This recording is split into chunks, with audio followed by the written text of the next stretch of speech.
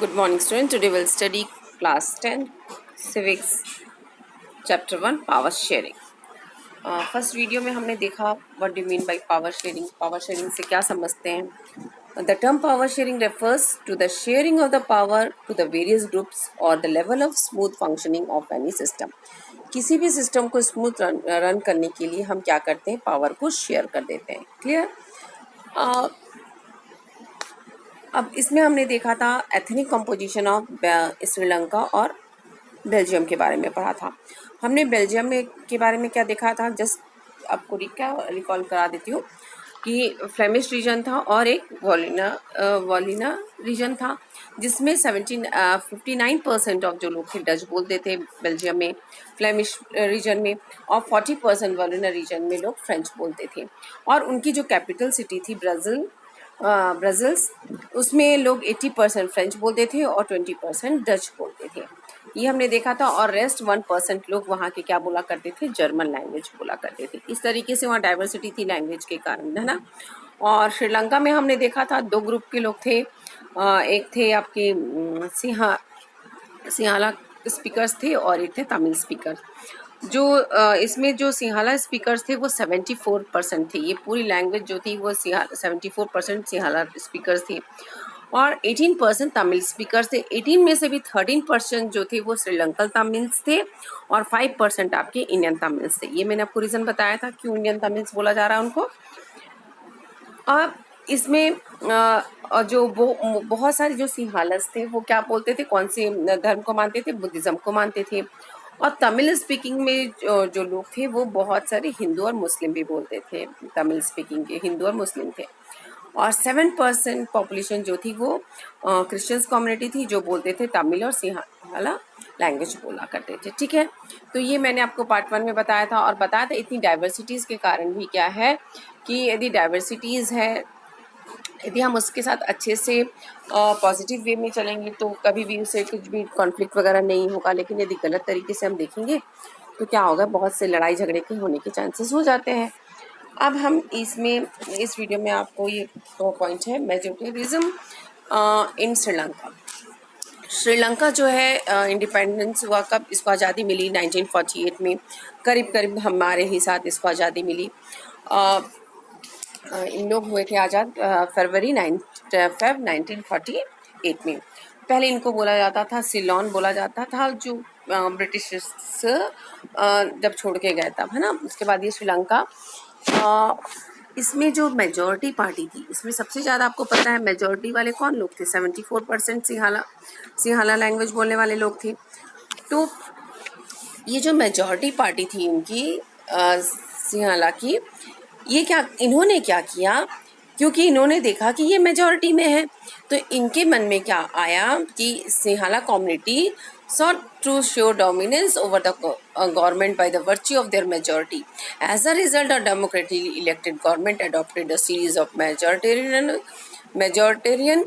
measure of established Sinhala supremacy. अब देखिए यहाँ क्या हुआ कि ये अब क्या चाहते थे कि ये मेजॉरिटी में थे सिंहाला लोग. अब ये क्या चाहते थे, डोमिनेट करना चाहते थे. किसको, माइनॉरिटीज़ को. जो तमिल, यहाँ पर कौन थे माइनॉरिटीज़ में, तमिल्स थे. तो ये चाहते थे कि अब इनको डोमिनेट करना चाहते थे, है ना. तो अब इससे क्या हो रहा था, मेजॉरिटेरिज्म जो है ये क्या है, एक बिलीव है इसमें. It is a thought that the majority should rule the country. इसमें क्या सोचा जाता है कि जो मेजॉरिटी पार्टी है वो ही क्या करेगी. यहाँ देखिए ये डेफिनेशंस को बहुत अच्छे से पढ़िएगा, एग्जाम में आने के चांसेस रहते हैं 1 मार्क्स में. तो इसका मीनिंग क्या है, यहाँ पर इनका बिलीव या थॉट ये रहता है कि जो मेजॉरिटी पार्टी है should rule the country. Majority party should rule the country और विचेवर वे इट वांट, जैसा भी वो चाहती है वैसे रूल करे, by disregarding the wishes and the needs of minority. और जो माइनॉरिटीज़ है उनके जो माइनॉरिटीज़ लोग हैं उनके कम इम्पोर्टेंस थे, चाहे जो डिसरिगार्ड करते, उनको विशेष जो है उनकी जो ज़रूरत है उसको इम्पोर्टेंस नहीं देते थे. ठीक है। तो मेजोरिटेरिज्म का मतलब यही है कि जो मेजॉरिटी पार्टी है वो रूल करेगी, और वो लेकिन वो disregarding the wishes and the needs of the minorities की विश और नीड्स को ध्यान नहीं दिया जाता था। ठीक है। तो अब जो सिंहाला कम्युनिटी के लोग थे, ये क्या थे, मेजॉरिटी में थे। तो इन्होंने चाहा कि हम क्या करेंगे, अब हमारा ही शासन होना चाहिए, है ना। तो इन्होंने क्या किया, स्टेप टेकन टू स्टेब्लिश सिंहाला। अब ये चाहते थे कि जो हमारी सुपरमेसी है, जो हमारा पावर है, वही चले। तो इन्होंने एक डायरेक्ट क्वेश्चन बन जाता है इससे, what were the step taken to establish the Sinhala supremacy. ठीक है। तो ये चीज़ें आप इसमें लिखेंगे जो मैं आपको अभी एक्सप्लेन करने जा रही हूँ। तो क्या स्टेप लिए थे उन्होंने, तो इन 1956 act was passed to recognize Sinhala as the only official language, thus disregarding Tamils। उन्होंने क्या स्टेप लिया कि जो हमारे यहाँ भी देखो बहुत सारे लैंग्वेज है इंडिया में भी, लेकिन हमारे यहाँ पे भी कोई भी लड़ाई झगड़ा नहीं होता है किसी के लिए। हमारे में क्या है, सेकुलरिज्म है। हम सभी धर्मों को और सभी लैंग्वेजेस भी हैं, धर्म भी है, तो हम सबको समान अधिकार देते हैं ना। तो यहाँ पे देखो, अब क्योंकि सिंहालास जो थे वो मेजॉरिटी में थे, उन्होंने क्या किया, 1956 में एक एक्ट पास किया कि जो सिंहालास है वो जो है उसको ऑफिशियल लैंग्वेज डिक्लेयर कर दिया। सिंहाला को क्या डिक्लेयर कर दिया उन्होंने, ऑफिशियल लैंग्वेज डिक्लेयर कर दिया। थस डिसरिगार्डिंग तमिल्स, और तमिल को डिसरिगार्ड किया। ओके। अब सेकेंडली उन्होंने क्या किया, Sinhalas they are given favour in universities and government. जो कोई भी गवर्नमेंट की नौकरी हो, ये देखिए फर्स्ट पॉइंट आपको ये वाला याद रखना है, ये है। सेकंड पॉइंट ये है पॉलिसीज़।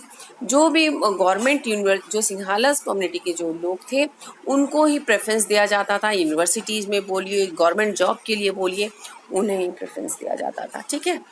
अब बुद्धिज़्म वाज, अब मैंने आपको पहले फर्स्ट में हमने देखा था कि मोस्ट ऑफ सिंहाला कम्युनिटी के जो लोग हैं, स्पीकिंग बोलते हैं वो लोग, सिंहाला बोलने वाले स्पीकिंग जो लोग हैं वहाँ के, वो क्या करते थे, वो बुद्धिज़्म को मानते थे। पढ़ा था हमने, most of the Sinhala speaking people are Buddhism, ये हमने पढ़ा था। तो अब इन्होंने क्या किया, बुद्धिज़्म को was favoured and was given special protection constitutionally. अब बुद्धिज़्म को ही ये क्या करते थे, फेवर करने लगे। क्लियर। अब ड्यू टू दिस, अब ये जो हो रहा था, इन्होंने 3 पॉइंट ये हैं। देखिए इसमें ये भी क्वेश्चन हो सकता है कि आपके एक क्वेश्चन यहाँ से ये भी बन सकता है इसमें कि mention 3 causes for the civil war in Sri Lanka. और श्रीलंका में जो सिविल वॉर हुआ उसके 3 रीज़न बताइए। तो आप ये लिख सकते हैं, ये सब चीज़ें भी है ना, कि ऑफिशियल लैंग्वेज डिक्लेयर कर दिया, कि उन्हीं को ही यूनिवर्सिटीज़ और गवर्नमेंट जॉब लेने लगे, ये सारी चीज़ें हो सकती हैं। आप ये आंसर में लिख सकते हैं। अब due to all this relation between Tamils and Sinhalas, ये जो रिलेशन बना इन लोगों का, इनको डोमिनेट कर रहे थे सिंहालास तमिल्स को। तो अब क्या हुआ, जो गेट्स स्टेंड हो गया इनके बीच में, अगेंस्ट ये दोनों क्या हो गया, तमिल्स क्या हो गए, उनके अगेंस्ट में हो गया। किसके, सिंहाला कम्युनिटी, उन लोगों के। क्यों, क्योंकि वो उनको डोमिनेट कर रहे थे।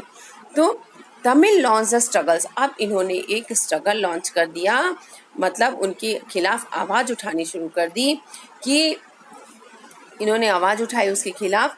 और क्या बोला उन्होंने उसमें, डिमांडिंग इंडिपेंडेंट तमिल इलम। इलम मतलब होता है स्टेट, इलम मतलब क्या होता है, स्टेट। पहले क्या हुआ देखो, मैंने वही बताया, श्रीलंका लॉज ऑफ पार्टीज, एक पार्टीज जो रिकॉग्नाइज किया कि उन्होंने कहा कि तमिल ऑफिशियल लैंग्वेज ही होगा। हाँ, the Sri Lankan Tamil laws of parties and struggle for the recognisation of Tamil as a official language. अब ये भी वो डिमांड करने लगे कि लड़ाई शुरू हुई इनके बीच में, स्ट्रगल हुआ, तो इनका कहना था कि तमिल को भी ऑफिशियल लैंग्वेज रिकॉग्नाइजेशन मिलना चाहिए। अब इन्होंने क्या चाहा, इसके बाद इन्होंने अब ये चाहते थे कि हमको एक तमिल इलम, मतलब इलम मतलब होता है स्टेट। ओके, तमिल इलम, ये तमिल इलम, हमको एक डिमांडिंग इंडिपेंडेंट तमिल ईलम, हमको एक अलग से स्टेट बना दीजिए हमारा, जिसका नाम ईलम मतलब स्टेट होता है, हमारा एक अलग से तमिल स्टेट बना दीजिए। ये इनकी डिमांड हो गई अब लड़ाई करने के बाद। अब distrust turn into the civil war. अब ये जो बातें हो रही थी इसने किस चीज रूप में बदल दिया, इसमें सिविल वॉर के रूप में चेंज हो गया। क्या सिविल वॉर, ये देखिए, ये जो इन लोग का the distrust between two communities, ये जो सिंघाला और तमिल कम्युनिटीज के बीच में डिस्ट्रक्ट हो रहा था, कॉन्फ्लिक्ट हो रहा था, इसके बीच के कारण क्या हुआ कि यहाँ पर सिविल वॉर हो गया। सिविल वॉर मतलब क्या होता है? सिविल वॉर मतलब इंटरनल क्राइसिस, है ना। ये अपने देश में ही दूसरे देश से युद्ध नहीं हो रहा था, लेकिन एक अपनी ही कंट्री में इंटरनल क्राइसिस था, अपनी ही कंट्री में लड़ाई हो रही थी आपस में लोगों की, है ना। तो इसे ही कहते हैं सिविल वॉर। तो as a result thousand of people और कम्युनिटीज है। इसमें क्या हुआ, जो ये लड़ाई हुई इसमें बहुत सारे हजारों लोग मरे। दो, ऐसा नहीं है कि एक ही कम्युनिटी के लोग मरे, दोनों कम्युनिटीज के लोग मरे। और many families we are force to leave the country, और बहुत सारी फैमिलीज को ये फोर्स किया गया कि वो कंट्री छोड़ दे एज अ रिफ्यूजीज। और मैनी मोर लॉस देयर लिवलीहुड्स, और बहुतों का तो लिवलीहुड्स में कैसे जिए खाए कैसे कमाए खाए, सब कमाई का साधन उनका चला गया। इस तरीके से हुआ। और आपने इकोनॉमिक्स के चैप्टर 1 में हमने पढ़ा था कि श्रीलंका क्या था, श्रीलंका का एक्सीलेंट रिकॉर्ड था इकोनॉमिक डेवलपमेंट पे, जो हमने देखा था उसमें वो इंडिया से भी आगे चल रहा था, इंडिया से भी अच्छा था। लेकिन इतना excellent record of economic development, क्योंकि उनका इकोनॉमिक डेवलपमेंट, एजुकेशन, हेल्थ से वो हमारे इंडिया से आगे था। लेकिन इस सिविल वॉर के कारण यहाँ बहुत सारे वो सेटबैक हो गए, मतलब वो पीछे आने लगे। The civil war was cause terrible setback to the social, cultural, economic life of the country. It ended in 2009। ये करीब करीब 2009 में ख़त्म हुआ। मतलब इतना दिन से ये लड़ाई चल रही थी, जिसके कारण इतनी अच्छी उनकी पोजीशन होते हुए भी फिर वो पीछे आने लगे थे, और जो ख़त्म हुआ 2009 में। तो हमने इसमें क्या देखा कि जब वो मेजोरिटिज्म में यही हो रहा है कि मेजॉरिटी पार्टी रूल करेगी और वो जो भी है माइनॉरिटीज़ को ध्यान नहीं देगी। इस तरीके से जो सिंघाला कम्युनिटी के लोग थे वो ये कर रहे थे, और उन्होंने अपनी सुप्रीमेसी को लाने के लिए उन्होंने ये सब चीज़ें की कि एक एक्ट पास कर दिया, जिसमें उन्होंने सिंघाला को क्या ऑफिशियल लैंग्वेज डिक्लेयर कर दिया। और सिंघाला वे आर गिवन द फेवर, उन्हीं को फेवर करते थे यूनिवर्सिटी और गवर्नमेंट जॉब में। बुद्धिज़्म को उन्होंने कॉन्स्टिट्यूशनल प्रोटेक्शन देना चालू कर दिया फेवर में बुद्धिज़्म के। और ये सब चीज़ों के कारण क्या हुआ, this all increase the feeling of alienation among the Sri Lankan Tamils. Alienation हो गया इन लोग के बीच में। इन लोग के बीच में क्या हुआ, आप बोल सकते हैं कि अब देखिए वही बता रही हूँ, this increase all the feeling of the alienation among the Sri Lankan Tamils.